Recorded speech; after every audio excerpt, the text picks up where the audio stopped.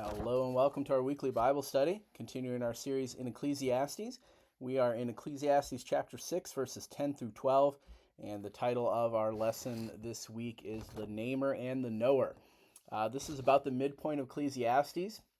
We're now going to start looking at some miscellaneous advice for how to live in this world under the sun. And we've seen a reality check in the first part of the book. Now we're going to get to some advice, but before we jump into that, just a quick reminder from the preacher on our place versus God's place. Let me read verses 10 through 12, and we'll jump right in. It says in Ecclesiastes 6:10, "That which hath been is named already, and it is known that it is man, neither may he contend with him that is mightier than he. Seeing there be many things that increase vanity, what is man the better? For who knoweth what is good for man in this life, all the days of his vain life which he spendeth as a shadow? For who can tell a man what shall be after him under the sun?"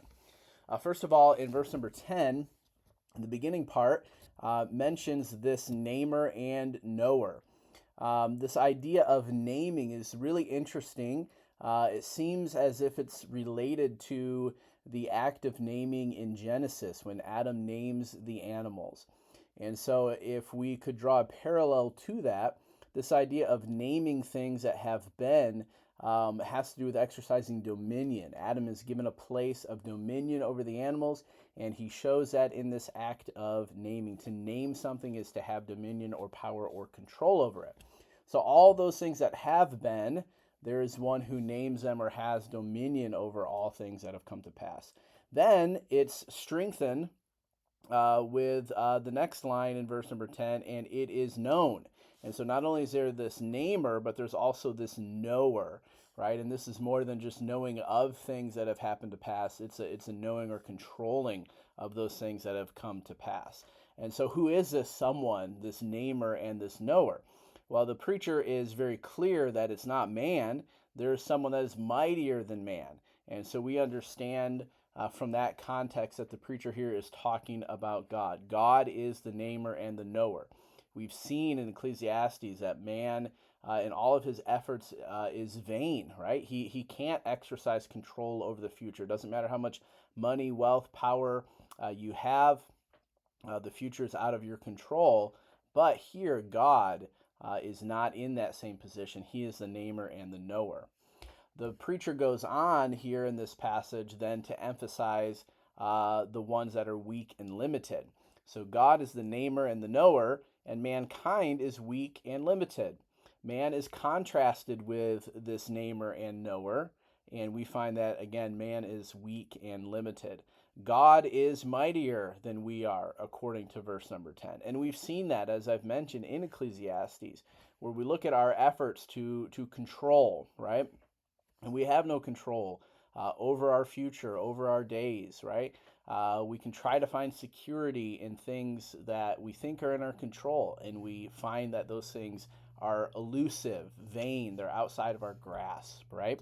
So God is mightier than we are weak, and we are limited. We don't know the future, right? According to verse number 12, for who knoweth what is good for man in this life, right? It's not you, it's not me, it's not mankind. We are weak and we are limited.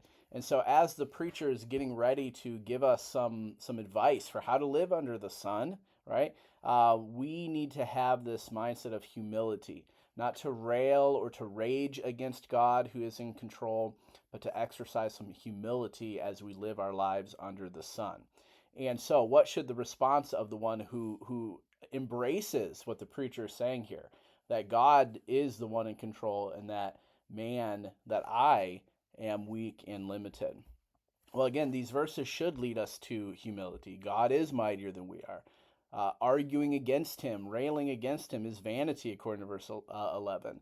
We're just merely shadows, according to verse 12. We don't know what tomorrow will bring in this life under the sun, according to verse 12. And so the humble don't argue or accuse God. Verse number 10 shows this vanity of trying to contend with God. Certainly God is welcoming and desires to hear our sorrows, our laments, our complaints. But the one who recognizes that God is the namer and knower doesn't argue with God, doesn't rail against God.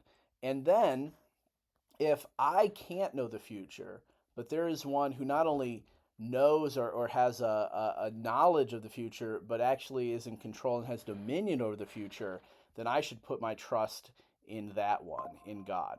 Of course, the preacher has a somewhat more limited view than we do, as we understand the full of Scripture, as we understand the love of Christ. So not only is God trustworthy in the sense that he is able to handle the future, but we also know that he loves us, and so we can put our confidence and our faith and our trust in him. So as we get ready to go a little further in Ecclesiastes with some ideas about advice or how we ought to live in light of this vain life under the sun, the preacher here spends a little bit of time reminding us of our place, reminding us to embrace humility, and instead of trying to fight against this God who's in control, to cooperate with him, trust him, knowing that he actually is in control, and knowing that he loves and cares for us. So a couple discussion questions for you this week. Looking forward to getting into the second half of the book of Ecclesiastes, and looking to see what advice the preacher has for us going forward. Well, God bless you, and we'll see you next time as we continue in the book of Ecclesiastes.